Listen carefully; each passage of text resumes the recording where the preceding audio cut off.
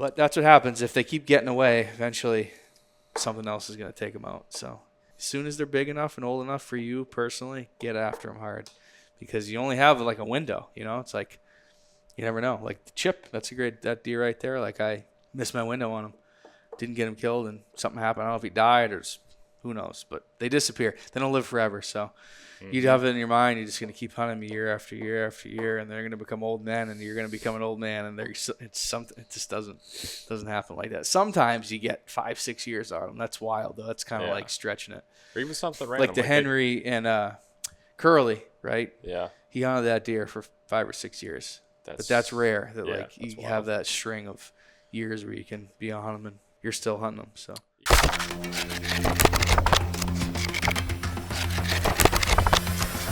Welcome to the Just Hunt podcast. Hey everybody, welcome to the Just Hunt podcast, episode 29. And tonight we're doing a Q&A. Matt's going to fire off the questions and I'm going to do my best to answer. And the Hunt for a Niner, I think, is going to be out either right about when this comes out, which is cool. Watch that one on the YouTubes, Just Hunt Club YouTubes. That'll be cool. That was a sweet one. So yeah, we'll put a little cutaway. I think of him in that. I think people will enjoy the story. Hopefully, I will. He was in on stock, right? Yeah. Yep. Absolutely. Yep. So, all right, let's get into the questions. We're gonna rattle them off to our best. We asked on Instagram, I believe, and we got a fair amount. Yeah, we got some stuff all over. Some repeats I've answered before, but I'll answer them again because I think some of them are pretty relevant to like the time of year we're in. So. Sure. Yeah. What do we got? First. Yep. Mr. Hansen would like to know who's drawn first blood this year. Mr. From Hansen. Chris. I was going to say, not a New York guy. Chris in South Dakota. Probably the first 3 days. Yeah.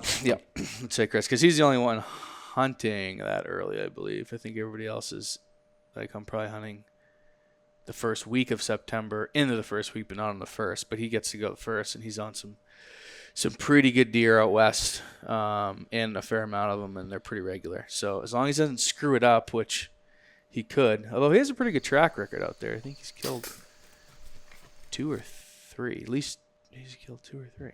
He's at least killed 2. Is there some muley hunts out west that start in August? Yes, Nevada. Okay. Nevada or Utah. Yeah. There's like August 15th, super early ones. Yep.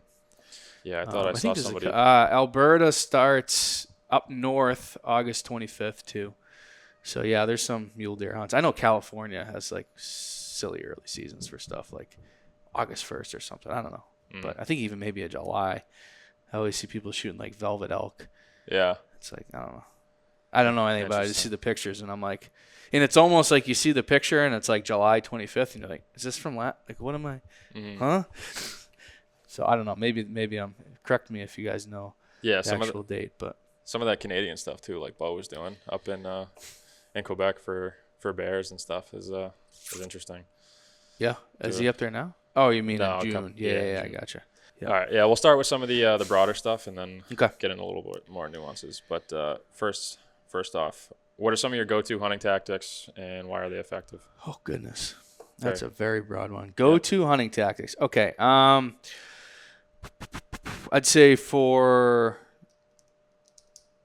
going to answer this way because we're in that time of year and it could be super effective. If you're in an area where you can glass early season, so this could be, honestly, it could even be like a farmland in New York or PA.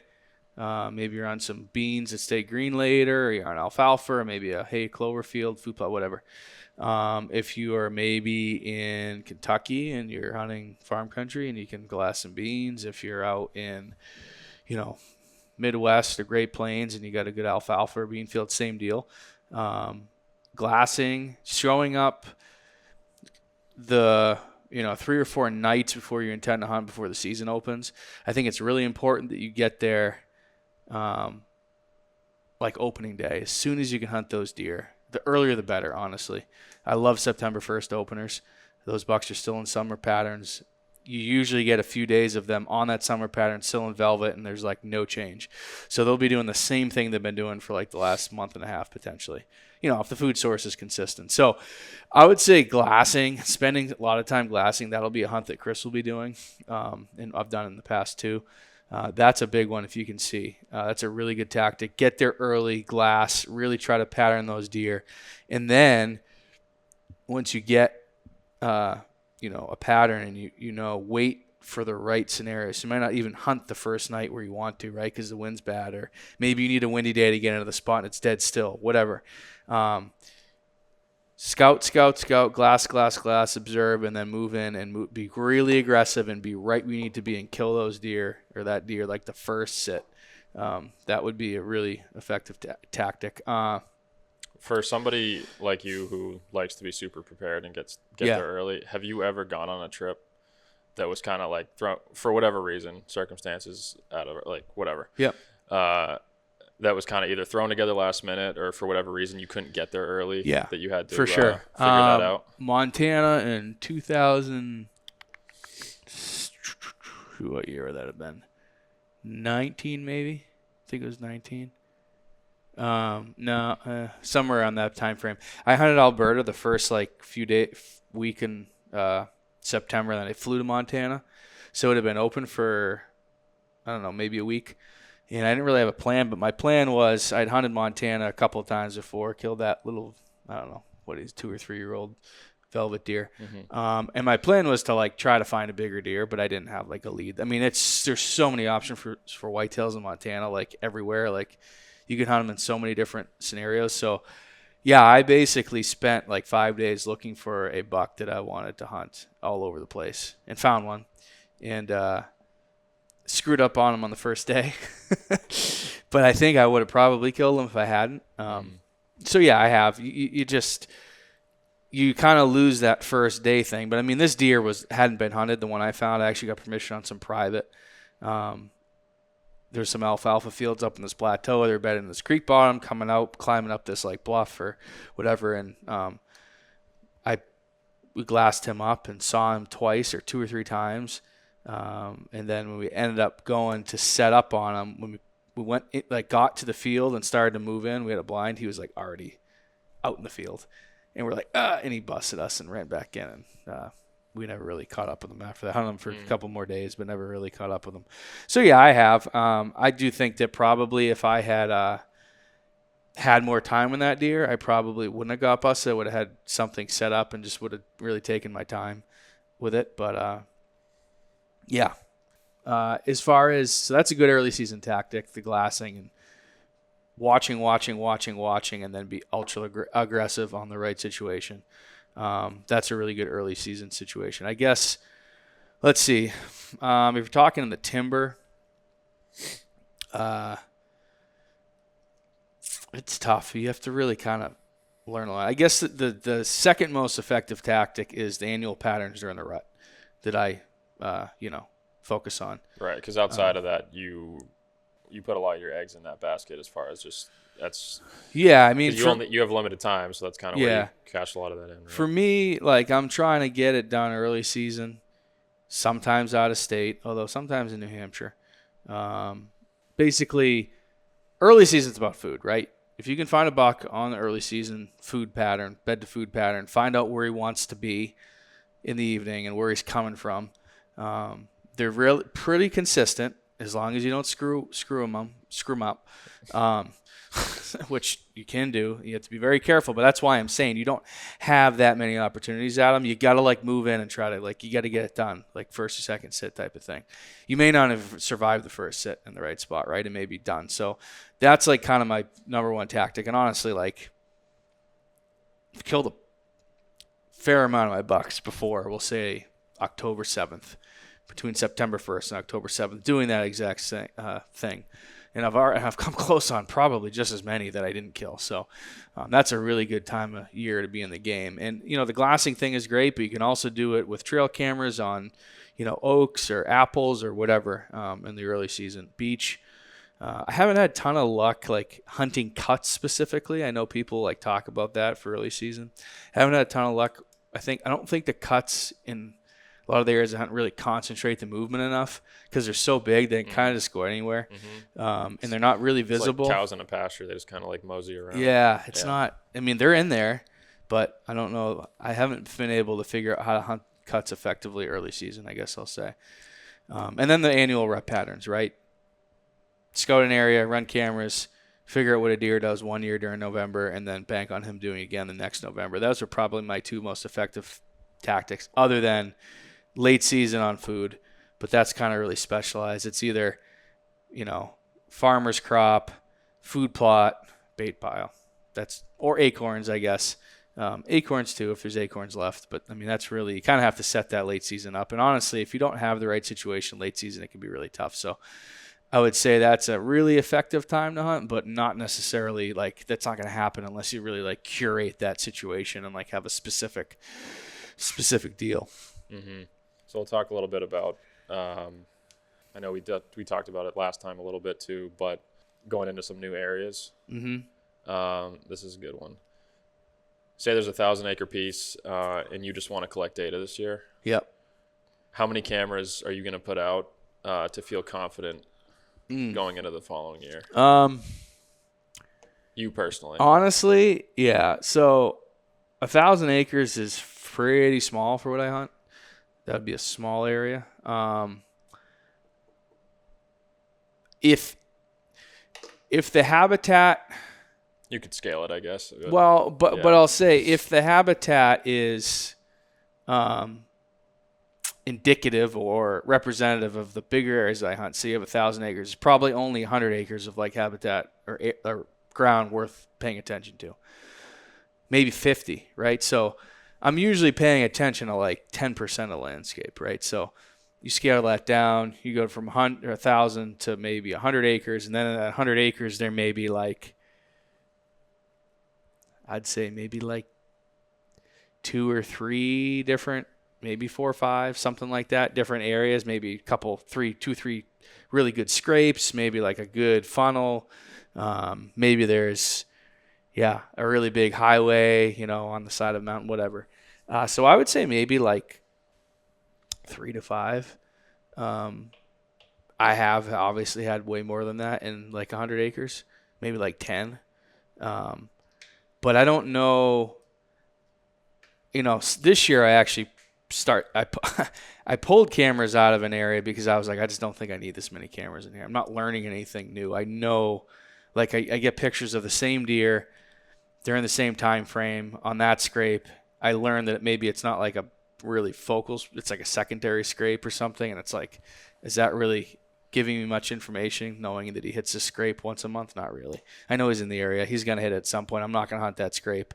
He's not there frequently. It doesn't really matter. So I'd say you could probably get away with like maybe 5 would be a good number. If it's really good habitat, say it's like, you got a 300-400 acre swamp with a bunch of like coves, and you got a 300 acre cut, and then you got like 100 acres of oak, like, I don't know, 100 cameras. Like you could, I don't know. It really depends. You can't it just get depends. too much information. No, I mean or hey, how about this? Say it's 1,000 acre of like 70% timber or 60% timber, 40% ag and food plots in farm country with a bunch of coves and like pinch point. I mean, like literally could be 100 cameras, right? So you just have to decide how much information you need. It was a question to feel confident to hunt it.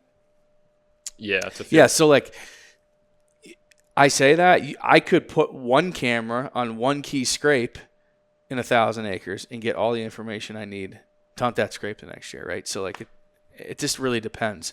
I say in general, the more the better. The more information you have, the better. But I don't know necessarily. I've had cameras that were just like didn't really tell me much, right? I put them on, like, oh, maybe there's something here. Didn't really tell me a lot of information. I would say probably the first year, if you don't know, put as many out as you can that you can afford to put out and that you can allocate to that area. Learn as much as you can. And then year 2, sometimes you can just be like, yeah, that area was just not – it wasn't useful information. I don't need that there. I can move it somewhere else or a different area. So That's a lot of variables to that one, but I think I answered the best of my ability, given the circumstance or the information given. Yeah, this question is kind of related, and I think we just answered some key pieces of it. But guy talking about a big chunk again, he said a 5,000 acre chunk or bigger. What are you looking for first on maps, aerial view, and then once you hit boots on the ground to get in there, what are you looking for first? Yeah, that's a really. No, we definitely have talked about this before. Right. We'll talk about it again. So, topography, for sure. That's what I'm looking for. So, regardless of the aerial, I would almost like to put it on the topographical layer on HuntStand. And there's like 4 of them, so they're really nice. And I'll look for pinch points. Really, what creates pinch points in movement and unless it's flat country, is steep grades, right? So like deer are going to go around steep grades. They're going to avoid really steep stuff. They're going to basically take the path of least resistance. So you're looking for saddles, benches, all that good stuff. Yeah. If you're in stuff that's been logged, like roads. Yeah. You can see those. A lot of those log roads are going to be on some of those features as well, though, because it's tough to drive a skidder up a mountain that's, like going like this, right? So they're going to take some of those benches a lot of times. So that's what I would look for first. I'd almost pin all those spots that are of interest with a lot of interesting topography that dictates deer movement. I'm not going to get into the specifics about every topographical feature that's a whole different thing, and there's so much information out there about it. Maybe we'll talk about it in a different podcast, but look for that. Almost pin those on the topo map and then switch your layer back to like the aerial, and then see how many of those pins coincide with an edge. So transition line between hardwood, softwood, between a swamp, in timber, between a cut, different age cuts, different ages of growth, like early succession, mid, late succession, all that stuff. So look for those edges. So basically when you find topography and edges to come together, and hopefully one of those edges is like related to food, like mature oak, right? And it borders a cut, or then or swamp, which is potentially bedding and also food. So you want to basically look for edge and topography where those things come together. I like to say 3 different types of habitat converging is good, right? 2 is nice. It gives you a nice edge. But if you have 3 and you have topography, great. Now, when you go there, you want to go and confirm that there's deer sign there, right? You're looking for rub scrapes. Scrapes in particular is a big one. And then trails, going along those edges, going through those topographical features. And once you find that, and you find I really like spots where you can look at them on the map. They make sense of deer should be doing this. And when you go there and it's like they are doing that seems like a really consistent, easy spot to hunt. When you go to these spots, it's not exactly what you thought, and you're not finding the sign. It's kind of like, are there deer there? I'm sure, but may not be the easiest spot to hunt if they're not relating to it like you figured they would. So I like when I go into spots and it's exactly what I thought, or very close to what I thought, because that fits into my program and how I look at things well. Talking about some early season stuff, or relatively October time frame. I know we talked about this a little bit last time too, but getting into a little more details. If you're learning a buck, your goal is to capitalize in October. So say something we've talked about before, where that's when you have that deer at your place. Sure. Yep. And then after that, you have no idea where he goes. So that's your window. With a bow specifically, are you focused more on hunting, bedding, or feeding when the conditions allow you to move on him? If it's bedding, how close are you looking to get? And if it's food, how are you approaching that on a year with heavier mast if it's something like acorns? Yeah. Okay. So oftentimes bed and food is either in the same place, especially in the big woods, or it's very close to each other. And I think actually more often than not, the deer will bed in areas close to that preferred food source. So, or if they're limited in bedding, they will find or go to the closest good food source closest to their core area. So you kind of have to determine that, which I don't think is too particularly hard. If you scout and you know where the mast is, find some trails or some scrapes in different pockets of mass and run some cameras, or just scout and look for a fresh sign. I've talked about this in the past, but when bucks shed velvet, which will be probably between September 1st and 20th, depending on where you're at, they often go on like a rubbing spree, and they rub the crap out of like trees, and it's usually in feeding areas, like among mass crop, or on their trails going to and from. So when you find those fresh green rubs in like mid-September to late September, that deer is right there. That's a really good way to like locate one. But I think that you got to figure out where he wants to bed or where he wants to eat. It could be either or. It depends probably on which one's the most limited, right? If he's limited on food, we'll find the food that's limited. If he's limited on bedding, find the bedding that's limited.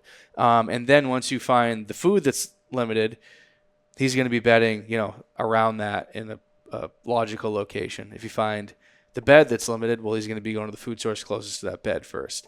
And so you're going to try to get between them. How close? As close as you can. I mean, a lot of these deer will bed and feed within a few hundred yards, right? So, like, you're going to be right there. What I would like to do is find or make a scrape that's right on the edge of bedding and food, right? And kind of like a transition area. But, like, that's a really loose term because some of these deer will get up and they'll move 50 yards and be in oaks, right? They may bed right there. Maybe the same thing. You may have to really slide in. So it's not all super easy. Say they're bedding up high and like softwood, but then they're dropping down onto like an oak flat. Okay, well, now you have a little forgiveness. You can kind of get up tight to like maybe where they transition from the softwood to the oak.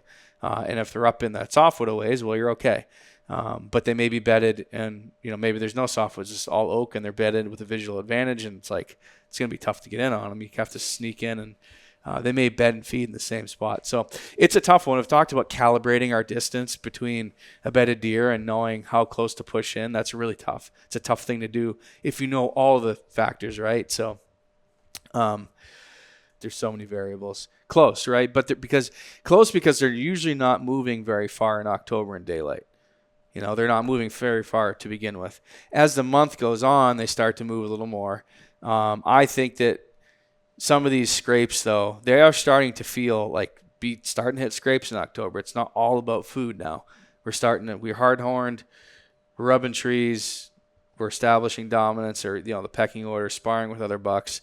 There's definitely a social aspect that comes into their movement in October that needs to be accounted for, and I think that's why I'm saying if you can find bed, scrape, food, and hunt that scrape on the right winds, you could be in really good shape. I mean, I'm going to hunt a scrape pretty much, other than maybe late season, I'm going to have a scrape pretty close, I would imagine, most of the time. So look for those scrapes in between bed and food is the best thing. And, like, that's a really vague generalization. It depends on where you're hunting. And, mast years, where there's mast everywhere, I know was part of the question, try to find out where he wants to be, his little pocket, and he's going to be hitting the mast closest to where that is. If you have he likes to hang out on this big point on the mountain. Okay, well, where's the closest mast to that? Hunt there. Check there first,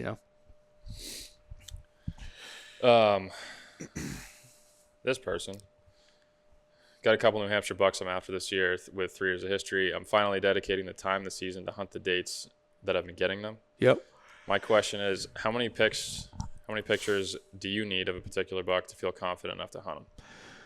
So I'm going to make some assumptions here. I'm assuming that he's saying how many pics of those bucks I've had in previous years do I need this year to hunt them? Not many. Not many at all. I would look at the previous years and see if your pictures this year are consistent with previous years. Say he's had a buck like, you had him every 4 days or 3 days in October last year, and you've got him like once this year, but you had him 10 times. Well, he's probably not doing the same thing he was last year, so maybe don't hunt him like you would have or were planning to. So things have to be relatively consistent to hunt them based on their annual pattern. So that's an important one. But really, like, if I know he's in the area and like I'm anticipating him to do something that he hasn't done yet based on previous year's information, 1 or 2 pictures is, okay. The other thing, say you're going to hunt him in November, right? November 20th, and you had him once again 15 times between, do you say he was in New Hampshire? I think. September 15th and November 15th. You had them 15 times. And you have them one time at night in velvet this year. That's a little bit different, right? That's very different than last year. Something's different. Yeah, something's definitely different. So you got to be aware of that. But if you're getting him, say you got him 15 times last year and you have him 5 times this year, I'd still hunt him on the same plan. But you got to recognize when things are different, I guess. And they're not going to be exactly the same every year. They're just not going to be. But you will find periods where you can catch them doing the same thing within a few days of what they did last year. So I would say you don't need many, but be aware if things are inconsistent year to year, and maybe don't waste a bunch of time on a plan that you thought was going to work out, but it's just really not panning out for you, and it doesn't look like it's setting up to be the same. How do you feel about hunting in the rain? Like a heavy rain? How do I feel? I think it can be great. I don't hunt in the rain, heavy rain. Like, it could be good. I mean, I'm sure I get pictures of deer. They move. It's great to sneak up on one and still hunt, right? That's awesome for that. Yeah. It's like ideal. I just don't hunt in it because I don't like it. And honestly, one of the reasons we have camera gear that just doesn't like the rain. Correct. But most people don't have to worry about that. So, right. I think it's worth it. I mean, if you have limited time and you don't mind, and you want to get after it, it's a good time to be out there. Good time to sit in the stand. Good time to walk around, whatever you want to do. Those little like umbrella things that strap to the tree. They work nice. Those are If it's not like, used them, if it's not like stupid windy. I'm just at the point where I just don't enjoy it, and so I'm fine with like giving up the opportunity not to hunt in the rain. Yeah, I guess is what it comes down to. If I don't know, I kind of like it. I mean, it can be really good. There's no doubt it. Maybe if you're a still hunter, also like sometimes right after it stops raining, they move really good. So if you're in the stand, like when it rains and it quits, and you're in a really good situation. So it depends. I mean, if it's like 35 degrees and raining, that sucks. Or like 40 degrees or whatever. But I don't know. I think it all sucks. What's that? I think it all sucks. I just don't like heavier ab. Just not. Yeah. I'm not into it. Like, I'd rather sit for a week in freezing temperatures than hunt in the rain for one day. But that's not because it's like it's not an effective way. I prefer not to hunt in the rain. Like, I'm not saying it's not good. It is good, I think. It's just I don't want to do it that way. So whatever. Yeah. If I think it's worth being out there if you don't mind. And your game, send it. I think it's super interesting to watch deer when they don't have their ears, when they lose that sense. Just like watching how they move compared to normally. It's interesting to me. Terrain pinches versus scrapes in the big woods. What are your preferred? Both in the same spot. That's what I like. Okay, so probably outside. So we'll call it whenever your season opens. We'll say whatever. Opening day of archery to, we'll say November 15th, scrapes. November 15th to November 25th, we'll call it, terrain pinches, but hopefully there's a scrape in it. And then after the 25th, scrapes again. That's the best way to say it. But find both. Find both together. That's what you want. Those are the best spots. Yeah. When we were in Virginia turkey hunting this spring in April with John, a lot of the stuff is like up and down, up and down. It's all these little ridge systems. There's like spines and then these fingers that dump down off into these steep into these bottoms, and like every single one of them on the north face would have, I can't think of it right now. I'm thinking autumn olive, but that's not the right word. Not rhododendron. Laurel? Yeah, mountain laurel. There'd be every north face or finger that stuck off to the north. There would be laurel. There would be laurel. Obviously, it drops off super steep on both sides, and then just on the back side of it, going around a corner or whatever, there'd be a scrape there. Anyone you went, it was like the same thing no matter where you went. Yeah, I would say that if it's a really good pinch and if deer move through there other than the peak of the rut, there's going to be probably some sign of a scrape there if you find the right spot. Next one. What's one must-have item that you have with you that you think could potentially make or break sealing the deal on a buck? Man, that's a good question. Grunt tube, trying to right? think, Like if there's one out of range, grunt them in. That could change the hunt. You go from the deer isn't going to come even close to you. He's in bow range. Rangefinder's a big one. I mean, if you had to say, hey, you can take a grunt tube or a rangefinder, I'd pick rangefinder for sure, especially bow hunting in particular. Gun hunting, I mean, good gear, like good gear that's going to keep you in the stand and allow you to be there and be comfortable and hunt long hours. So that's probably a big one too. Yeah, I mean, there's a lot of stuff. I mean, I got the kit. There's everything in my bag that has a purpose, right? And I don't like to bring extra stuff at all. So, but I'd say the gear is probably. I would probably rather have gear. That's it. That's that good gear to stay comfortable, warm, dry, all that stuff, so you can be in the stand when you need to be there. That's probably. In gear, what I mean is that clothing, boots, base layers, boots, that type gloves, of stuff. hats, whatever. Yep. Any of those things. What's the craziest blood trail you've been on? Did you find it? How far did it go? Ooh. Any good tracking stories?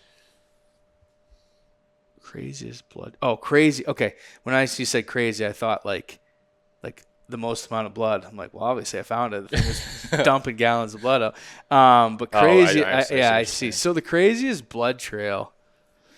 Man, I really do not like to blood trail deer. It stresses me out. You're not colorblind, right? No, I'm not. I just get really impatient and just overlook stuff. Oh man, I'm trying to think. Probably that buck that I never found until he was eaten by coyotes.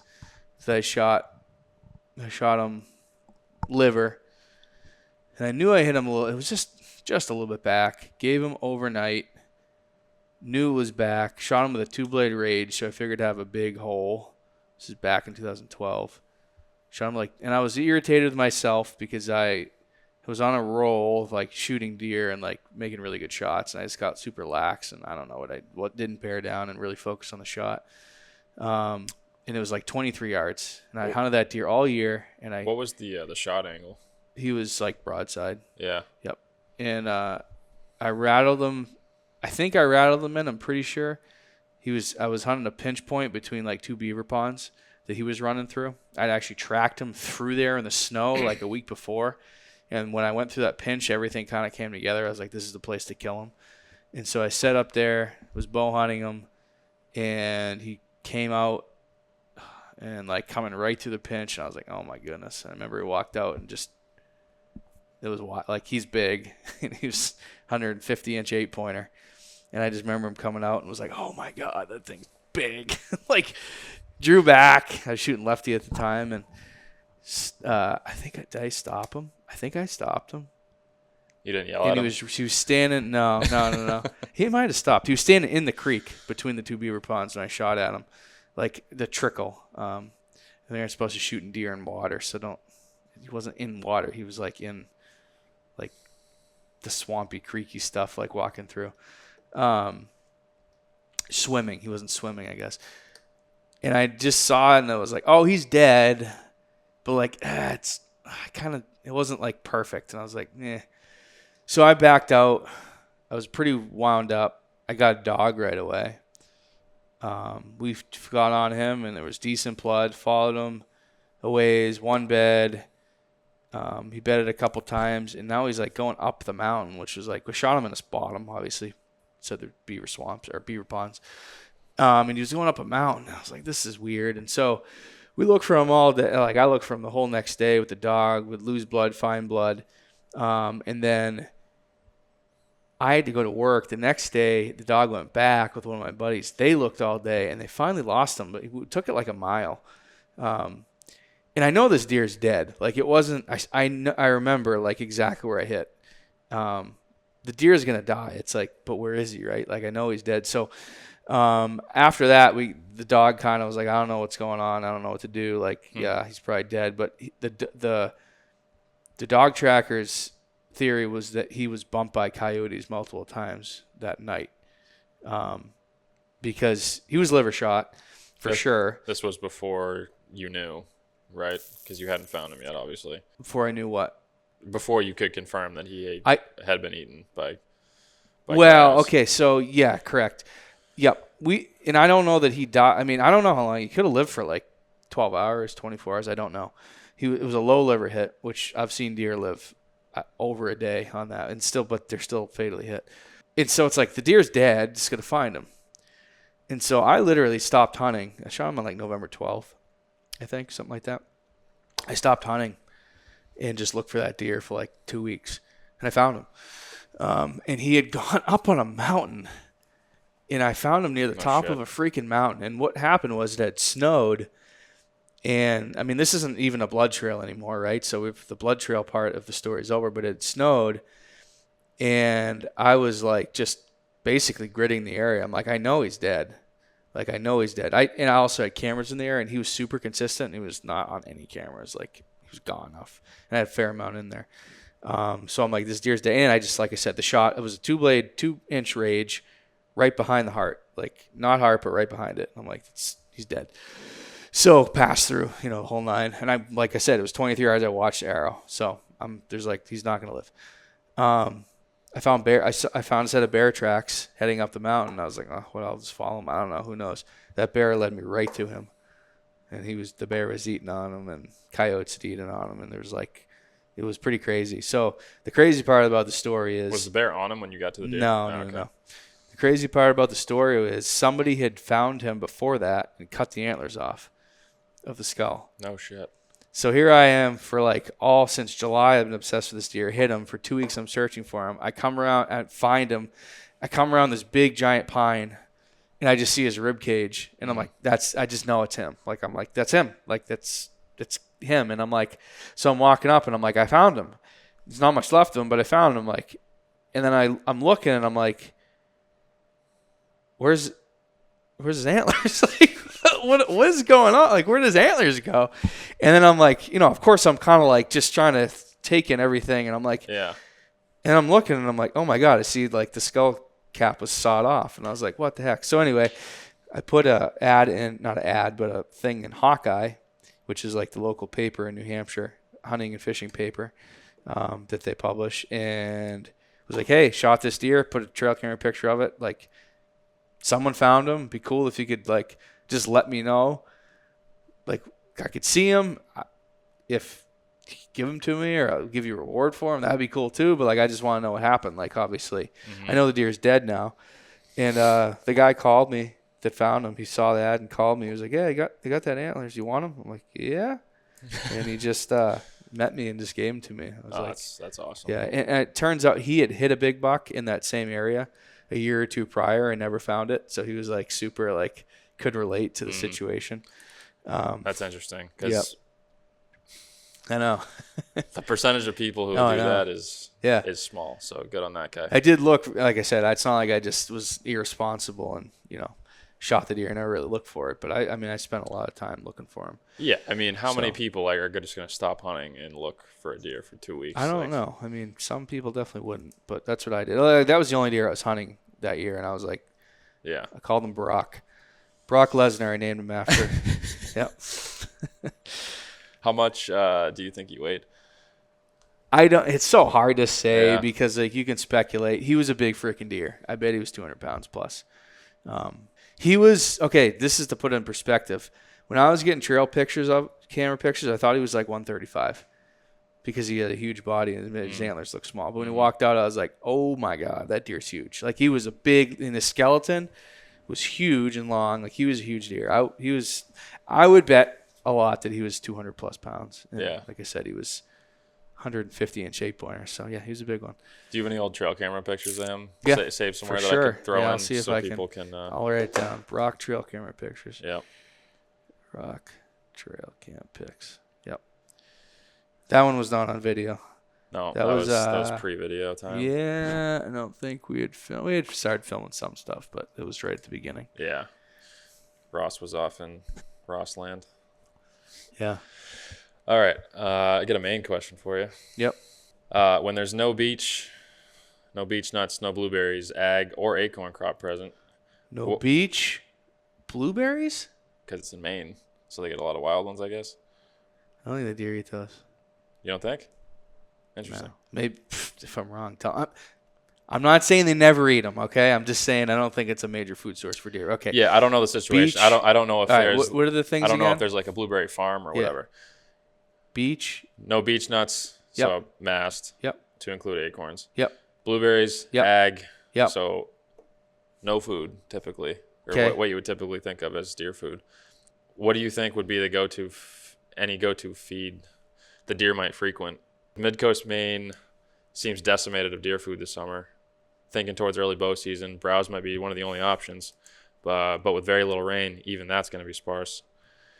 Mature bucks seem to be keeping in the lowlands and swamps, whereas does and fawns are in the fields and yards quite often. Okay, so there's fields.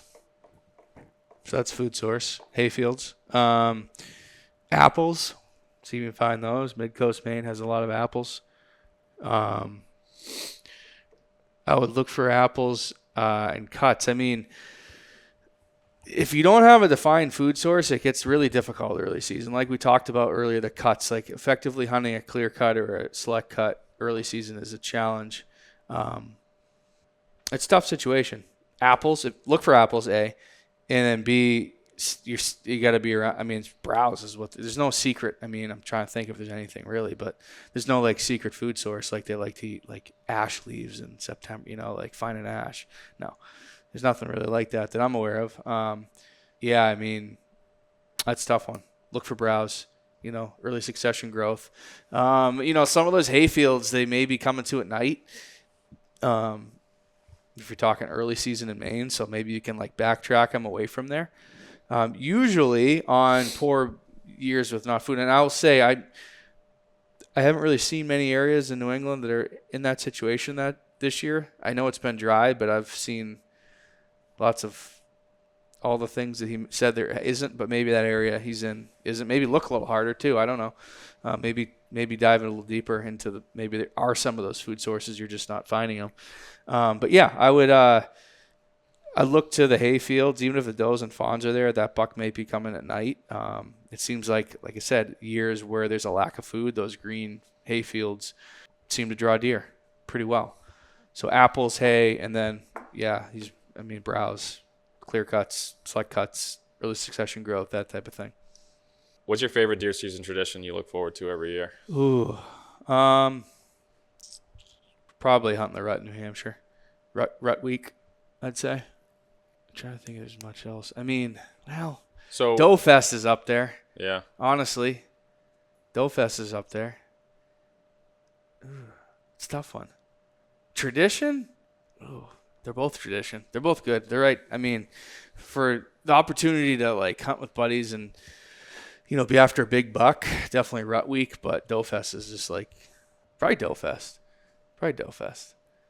When so you guys.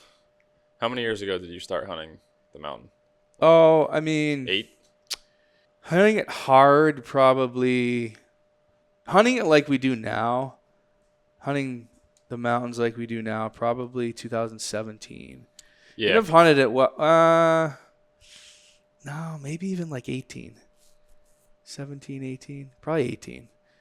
And I'm talking rut hunting, like hunting the full season and grinding during the rut. We used to hunt it for, hunted mountains and stuff for years, obviously, but it was more sporadic here and there and this, no real rhyme or reason to it. But spending a week dark to dark. Yeah, that was probably 18, I think, is the first year that I did that. Did you guys set up a tent and just camp out there? Yeah, we had a tent. We tent camped. We did that 2 years, 2 or 3 years. And then the camper came into play. Yeah. And the camper's been clutch. Mm-hmm. It's been really nice. Honestly, tent camping's great too, but I mean, since we have the ability to use the camper and get into the area with it, it's been nice. Yeah. What about Doe Fest is it? Oh, it's just everybody. It's such a good time. Like, there's no pressure. That's the other thing too. It's just fun. Like, if you miss or you don't kill a doe, like no one really cares, right? Like, it's fun. Like the whole if you're Steve and you blow the back straps out of a doe.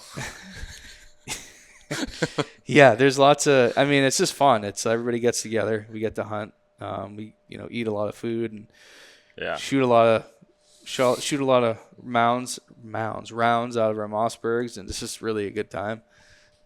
And it's kind of like the season's starting to wind down too, and usually people have a few good bucks down, so everybody's in a good mood. Or maybe not. Maybe they're salty because they had a terrible season. But we've had stretch of some good seasons, so it's been pretty good. Mm-hmm. Usually by that point, Eric has broken away from his bow and killed a buck with a rifle just before we get there. Did he do that last year? Did he kill a deer last year? I don't think he killed one last year, but I think the previous 2 years he did. Yeah. Or maybe he killed. Yeah, I think so. Yeah, it's a good time. Last question, and I think this is probably the most important one. Would Chris attribute his hunting success to frequent late-night grilled cheeses? He's definitely making them at night.